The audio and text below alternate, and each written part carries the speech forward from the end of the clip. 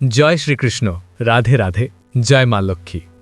নমস্কার ভক্তরা, আগামী রবিবার ২৯শে মার্চ চৈত্র মাসের অন্যতম তিথি কামদা একাদশী। এই দিন একটু হলেও খান এই একটি খাবার, মা লক্ষ্মী এবং ভগবান নারায়ণের আশীর্বাদে নতুন বছরে অর্থ আসবে। আপনি আর আপনার পরিবারের সবাই সুস্থ থাকবেন ও সুরক্ষিত থাকবেন। সনাতন হিন্দু ধর্মে বছরের অন্যতম পবিত্র তিথি কামদা একাদশীর দিন কিছু খাবার খাওয়া যেমন জীবনের পক্ষে ভালো বলে বিবেচিত হয়, তেমনি কিছু খাবার একদমই খাওয়া উচিত নয়। বিশেষ করে চৈত্র মাসের কামদা একাদশীর দিন ভুলেও খাবেন না এই তিনটি সবজি।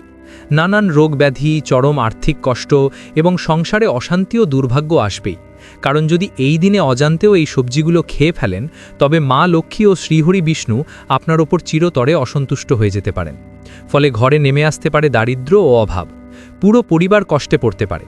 হ্যাঁ বন্ধুরা, পূজ্য গুরুজি সদ্য তার বিষ্ণু সহস্র নাম কথায় জানিয়েছেন যে কামদা একাদশীর দিনে নারী ও পুরুষ কেউই যেন এই তিনটি সবজি না খান।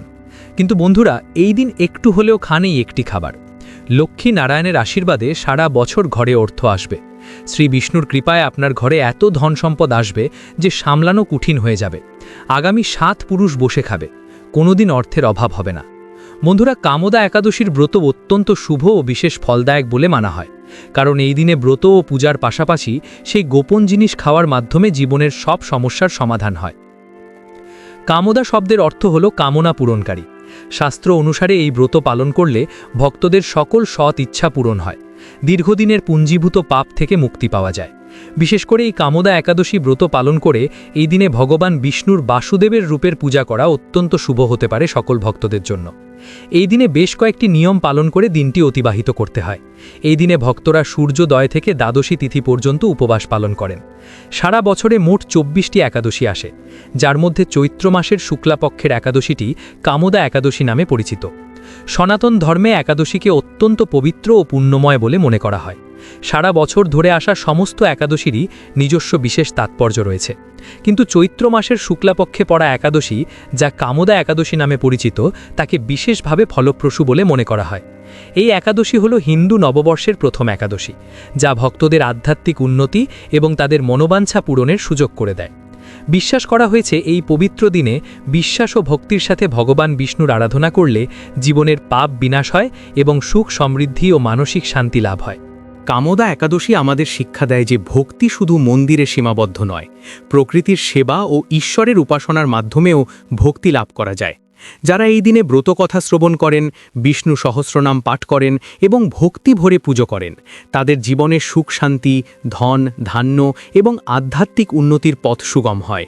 অনেক ভক্তের মনে প্রশ্ন থাকে, যদি এই একাদশী এত ফলদায়ক হয়, তবে এটি কিভাবে পালন করতে হবে? এর নিয়ম কি? শাস্ত্রে অনুসারে একাদশীর আগের দিন অর্থাৎ দশমী তিথি থেকেই ব্রতের নিয়ম গ্রহণ করতে হয়। দশমী তিথির নিয়ম অনুসারে ব্রতের একদিন আগে থেকেই মাংস ও মদ্যপান সম্পূর্ণরূপে ত্যাগ করতে হবে। অনেকেই একাদশীর ব্রত পালন করেন কিন্তু মাংস ও মদ্যপান চালিয়ে যান। এভাবে ব্রত পালন করলে হবে না, একদিন আগে থেকেই এগুলি পরিত্যাগ করতে হবে। দশমী তিথিতে রসুন, পেঁয়াজ ইত্যাদি তামসিক খাদ্য বর্জনীয়। একাদশীর ব্রত পালনকারীকে ব্রহ্মচর্য গ্রহণ করতে বলা হয়েছে। শাস্ত্রে উল্লেখ আছে, একাদশী ও দ্বাদশী তিথিতে চুল ধোয়া নিষিদ্ধ, তাই দশমীতে চুল ধুয়ে ব্রহ্মচর্য গ্রহণ করা উচিত এবং পারণ পর্যন্ত ব্রহ্মচর্য পালন করতে হবে। শরীর ও মনের পবিত্রতা রক্ষা করা অত্যন্ত প্রয়োজনীয়। দশমী তিথি থেকেই মধু ব্যবহার বর্জনীয়, তাই একাদশীতে যদি পঞ্চামৃত প্রস্তুত করেন তাতে মধু ব্যবহার করবেন না। একাদশীতে চাল বা ভাত জাতীয় কোনো জিনিস খাওয়া যায় না, এটি সকলেই জানেন। এছাড়া লাল মুসুর ডাল দশমী তিথি থেকেই ত্যাগ করা উচিত। দশমী তিথিতে একবারই আহার করার বিধান রয়েছে দিনের বেলায়, রাত্রিতে অন্ন গ্রহণ করা উচিত নয়। তবে বর্তমান সময়ে অনেকের শারীরিক সমস্যা বা ওষুধ সেবনের প্রয়োজন থাকতে পারে। যাদের পক্ষে কঠোর নিয়ম পালন করা সম্ভব নয়, তারা স্বাস্থ্যের কথা বিবেচনা করে নিয়ম মানবেন। স্বাস্থ্য নষ্ট করে ব্রত করা উচিত নয়। রাতে শোবার আগে ভালোভাবে ব্রাশ করা উচিত, যাতে মুখে অন্নের কণা না থাকে। চলুন বন্ধুরা, বেশি সময় নেব না, প্রথমেই ভিডিওটি অবশ্যই লাইক করে দিন। দেখুন, এত গুরুত্বপূর্ণ ভিডিও আমি কাদের জন্য নিয়ে আসি, শুধুই আপনাদের জন্য, তবুও আপনারা ভিডিওতে লাইক করেন না। আজকে আমি আশা রাখছি আপনারা ভিডিওটি অবশ্যই লাইক করবেন। আমার বিশ্বাস ভাঙবেন না বন্ধুর, এখনই ভিডিওটি লাইক করে দিন। আর নিচের কমেন্ট বক্সে যে ব্যক্তি সত্য মন সত্য ভক্তি নিয়ে জয় শনিদেব লিখবে, শনিদেব আগামী 24 ঘন্টার মধ্যে তাকে ভালো সুখবর দেবেন। তাই বন্ধুরা, এখনই কমেন্ট বক্সে জয় শনিদেব লিখুন। আগামী 24 ঘন্টার মধ্যে আপনি ভালো সুখবর পাবেন। তাহলে চলুন ফিরে আসা যাক মূল টপিকে। কামোদা একাদশীর দিন কোন 3টি সবজি ভুল করেও খাওয়া যাবে না, আর কোন একটি বিশেষ খাবার যা কামোদা একাদশীর দিন সবাইকে অবশ্যই খেতে হয়, এটি জানার আগে আমরা সংক্ষেপে জেনে নেব কামোদা একাদশী ব্রত পালনের সঠিক নিয়ম ও পদ্ধতি সম্পর্কে। একাদশীর দিন সূর্যোদয়ের আগে জেগে উঠতে হবে। কামোদা একাদশীতে গঙ্গা স্নান, যমুনা স্নান ও ত্রিবেণী স্নানের বিশেষ মাহাত্ম্য রয়েছে। যারা বাইরে যেতে পারবেন না তারা ঘরেই গঙ্গাজল মিশিয়ে স্নান করতে পারেন। স্নানের জলে আগে অল্প গঙ্গাজল মিশিয়ে নিন, তারপর বিশুদ্ধ জল নিন। সম্ভব হলে তাতে কালো তিল দিন। এইভাবে স্নান করা অত্যন্ত কল্যাণকর। স্নান শেষে পবিত্র বস্ত্র পরিধান করুন। তারপর একাদশীর ব্রত কথা শ্রবণ করুন। যদি সম্পূর্ণ শুনতে না পারেন, যতটা সম্ভব শুনুন। এরপর প্রথমে ভগবান নারায়ণের পুজো করুন। পূজার জন্য প্রয়োজনীয় সামগ্রী: ভগবান নারায়ণ বা বিষ্ণুর একটি ছবি বা মূর্তি, একটি চৌকি, হলুদ বা লাল বস্ত্র, রলি ও মলি অর্থাৎ পবিত্র সুতা, পানের পাতা 2টি, একটি একাদশীর দিন একটি পারণের দিন, 2টি সুপারি, লবঙ্গ ও এলাচ অন্তত 5 বা 7টি। নৈবেদ্য হিসেবে তেলযুক্ত কোনো মিষ্টি থাকলে উত্তম, না থাকলে আম অর্পণ করতে পারেন। এই সময় আমের মরশুম। বিকল্প হিসেবে মিশ্রি বা বাতাসা নিবেদন করতে পারেন। আতর অর্থাৎ সুগন্ধি, একটি তামা বা পিতলের লোটো, দৈনন্দিন পূজার লোটো ব্যবহার করতে পারেন। যা বাড়িতে আছে তা ব্যবহার করুন, আর যা নেই তা সংগ্রহ করে নিন। পূজা পদ্ধতি: প্রথমে সংকল্প করুন। সংকল্প ছাড়া ব্রত ও পূজা সম্পন্ন হয় না। সংকল্প করার পর ভগবানের পূজা সম্পন্ন করুন। তারপর একাদশী ব্রত কথা শ্রবণ করুন এবং অবশ্যই বিষ্ণু সহস্রনাম পাঠ বা শ্রবণ করুন। গল্প ও সহস্রনাম শ্রবণের পর আরতি করুন। এরপর পিতৃপুরুষদের উদ্দেশ্যে জল প্রদান করতে হবে। পিতৃতর্পণ অবশ্যই করবেন। পিতৃতর্পণের সহজ পদ্ধতি পূর্বে বহুবার বলা হয়েছে। একাদশীর দিন একটি তামা বা পিতলের লোটো নিন। প্রথমে তাতে অল্প গঙ্গা জল দিন, তারপর তাতে বিশুদ্ধ জল ভরুন। সম্ভব হলে কিছু কালো তিল দিন এবং একটি সাদা ফুল অর্পণ করুন। এরপর একটি আসন পেতে দক্ষিণ দিকে মুখ করে বসুন। লোটোটি সামনে রাখুন। এরপর ভগবদ্গীতার 7ম অধ্যায় মনোযোগ দিয়ে শ্রবণ করুন। শ্রাবণ শেষে তার পুণ্যফল পিতৃপুরুষদের উদ্দেশ্যে অর্পণ করুন। 2 হাতে লোটো তুলে ভগবান নারায়ণের ধ্যান করে সংকল্প করুন, হে প্রভু, আমি গীতার 7ম অধ্যায় শ্রবণ করেছি। এর যে পুণ্যফল তা আমি আমার পিতৃপুরুষদের অর্পণ করছি। তারা যেন এই পুণ্য গ্রহণ করেন ও তৃপ্ত হন। আপনি চাইলে নির্দিষ্ট কোনো পূর্বপুরুষদের নাম স্মরণ করে অর্পণ করতে পারেন, অথবা সর্বে পিতৃ বলে সকল অজ্ঞাত ও পরিচিত পিতৃপুরুষদের উদ্দেশ্যে পুণ্যফল অর্পণ করতে পারেন। এরপর তর্পণ করুন। ডান হাতের বৃদ্ধাঙ্গুলি ও তর্জনীর মাঝের অংশকে পিতৃতীর্থ বলা হয়। সেখান থেকে জল ধীরে ধীরে অন্য একটি পাত্রে অর্পণ করুন। মুখ দক্ষিণ দিকে থাকবে এবং জলধারা দক্ষিণমুখী হবে। মন্ত্র উচ্চারণ করুন, ওম সর্বপিতৃদেবতাভ্য নমস্যাহা। পিতৃপুরুষদের নাম বা সম্পর্ক স্মরণ করে বলুন, হে আমার পিতৃগণ, এই জল তর্পণ গ্রহণ করুন। এই তর্পণ অবশ্যই করবেন। তদুপরি এই জল পিপুল গাছে অর্পণ করুন।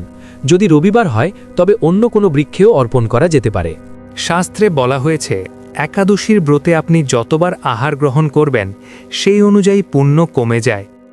অনেকেই সকালে পূজা করে ফল খান, তারপর জুস পান করেন, আবার সন্ধ্যায় আটা দিয়ে তৈরি কিছু খাবার খান। এভাবে নয়, ব্রতে একবার ফলাহারই যথেষ্ট, সঙ্গে দুধ নিতে পারেন। তবে যারা নির্জলা করতে চান তারা নির্জলা ব্রত পালন করতে পারেন। এই ব্রত সজালা ও নির্জলা উভয়ভাবেই করা যায়।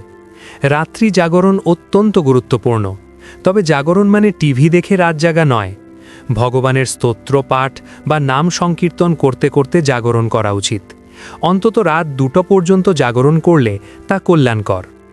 পরের দিন পারণের জন্য সূর্যোদয়ের আগে ঘুম থেকে উঠুন, স্নান করে শুদ্ধ বস্ত্র পরিধান করুন এবং বিধি অনুসারে পূজা করুন।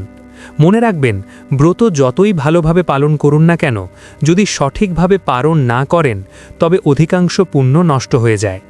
শাস্ত্রমতে বিধি অনুসারে পালন না করলে মাত্র প্রায় 30% পুণ্য লাভ হয়। পঞ্জিকা অনুযায়ী দ্বাদশী তিথিতে পালনের একটি সঠিক সময় থাকে, সেই সময়ের মধ্যেই ব্রত ভাঙতে হয়। কামোদা একাদশী পালনের সঠিক সময় হল সোমবার সকাল 5:31 থেকে 7:09 মধ্যে। এই সময়ের মধ্যেই পালন করতে হবে। ভগবানের চরণামৃত বা তুলসী প্রসাদ মুখে দিয়ে ব্রত ভাঙতে হয়। এরপর সাত্ত্বিক আহার বা প্রসাদ গ্রহণ করুন। ভক্তরা কামোদা একাদশীর দিন নিষিদ্ধ সবজির মধ্যে যেটির কথা প্রথমেই বলবো সেটি হলো কচু। পদ্মপুরাণ সহ বিভিন্ন শাস্ত্রে বলা হয়েছে যে ঋতু পরিবর্তনের সময় অর্থাৎ শীতের শেষ ও বসন্তের শুরুতে শরীর হালকা রাখার জন্য কিছু স্কন্দ জাতীয় সবজি ত্যাগ করা উচিত। কচু তার মধ্যে অন্যতম। শাস্ত্রীয় দৃষ্টিতে কচু মাটির গভীরে জন্মানো এবং কফবর্ধক খাদ্য হিসেবে ধরা হয়, যা এই সময় শরীর ও মনে নেগেটিভ চিন্তা সৃষ্টি করতে পারে। বৈজ্ঞানিক দিক থেকেও এই সময় আবহাওয়া পরিবর্তনের ফলে অনেক প্রজাতির বুনো মাশরুমে বিষাক্ত উপাদান বা জীবাণুর সংক্রমণের ঝুঁকি থাকে এবং সব মাশরুম সহজে হজম হয় না। সংবেদনশীল ব্যক্তিদের ক্ষেত্রে অ্যালার্জি, পেটের গোলমাল বা আন্ত্রিক সমস্যা পর্যন্ত হতে পারে। তাই কামোদা একাদশীর দিন কচু খাওয়া উচিত নয়। কামোদা একাদশীর দিন দ্বিতীয় নিষিদ্ধ সবজিটি হল মাশরুম। শাস্ত্রে বলা হয়েছে এই সময় স্যাঁতসেঁতে পরিবেশে জন্মানো খাদ্য এড়িয়ে চলা উচিত। মাশরুমকে তামসিক ও নেগেটিভ প্রকৃতির খাদ্য হিসেবে ধরা হয় এবং কামোদা একাদশীর দিন বিশেষত কোনো ব্রতের সময় তা ত্যাগ করার কথা বলা হয়। এই ধরনের খাদ্য শরীরে জড়তা ও আলস্য বাড়ায়, যা জপ ও আধ্যাত্মিক সাধনার জন্য অনুকূল নয়। বৈজ্ঞানিক দৃষ্টিকোণ থেকেও বসন্তের শুরুতে তাপমাত্রা ও আর্দ্রতা পরিবর্তনের ফলে অনেক প্রজাতির বুনো মাশরুমে বিষাক্ত উপাদান বা জীবাণুর সংক্রমণের ঝুঁকি থাকে এবং সব মাশরুম সহজে হজম হয় না। সংবেদনশীল ব্যক্তিদের ক্ষেত্রে অ্যালার্জি, পেটের গোলমাল বা আন্ত্রিক সমস্যা পর্যন্ত হতে পারে। তাই কামোদা একাদশীর দিন মাশরুম খাবেন না। তৃতীয় নিষিদ্ধ সবজিটি হল বেথুয়া শাক। শাস্ত্রীয় মতে বসন্তের শুরুতে অতিরিক্ত কফবর্ধক শাক শরীরে জড়তা আনতে পারে, তাই একাদশের দিন এগুলো এড়িয়ে চলার কথা বলা হয়। বৈজ্ঞানিক দৃষ্টিকোণ থেকে সাধারণত শীতকালের শেষ ভাগে বেথুয়া শাক বেশি জন্মায় এবং ঋতু পরিবর্তনের সময় এতে অক্সালেট ও কিছু প্রাকৃতিক রাসায়নিক উপাদান বেশি থাকতে পারে, যা অনেক ব্যক্তির ক্ষেত্রে গ্যাস, অম্বল, কিডনিতে পাথরের ঝুঁকি বা অ্যালার্জি বাড়তে পারে। বসন্তকালে শরীরের পাচন শক্তি কিছুটা দুর্বল থাকায় এই ধরনের শাক কম খাওয়া উচিত, তাই কামোদা একাদশীর দিন বেথুয়া শাক মুখে তুলবেন না। কামোদা একাদশীর দিন পরিবারের সকলে একটু হলেও খান নতুন পটলের তরকারি ও মিষ্টি আলুর তরকারি। এই দুটি সবজি তৈরিতে সৈন্ধব লবণ অবশ্যই ব্যবহার করতে হবে, সাধারণ কোনো লবণ ব্যবহার করবেন না। শাস্ত্রে বলা হয়েছে এই দিন নতুন পটলের তরকারি খেলে শরীরে সাত্ত্বিক গুণ বৃদ্ধি পায় এবং এটি পজিটিভ এনার্জিকে আকর্ষণ করে। আর সেই তরকারি যেন নিরামিষ হয় এবং অবশ্যই তা মা লক্ষ্মী, রাধাকৃষ্ণ এবং নারায়ণকে নিবেদন করে তবেই খাবেন। এই সবজি খেলে মা লক্ষ্মীর কৃপায় সারা বছর অর্থ আসবে এবং আপনি আর আপনার পরিবার সুস্থ থাকবেন। প্রিয় ভক্তরা, ভিডিওটি দেখে যদি ভালো লাগে এবং উপকৃত হয়ে থাকেন তাহলে অবশ্যই একটি লাইক করবেন এবং আমাদের চ্যানেলটি সাবস্ক্রাইব করে পাশে থাকা বেল বাটনটি অন করে রাখবেন। এতে আমরা নতুন ভিডিও বানানোর জন্য অনুপ্রেরণা পাই। আমার সকল দর্শক বন্ধুদের ওপর ভগবানের কৃপা বর্ষিত হোক। ধন্যবাদ।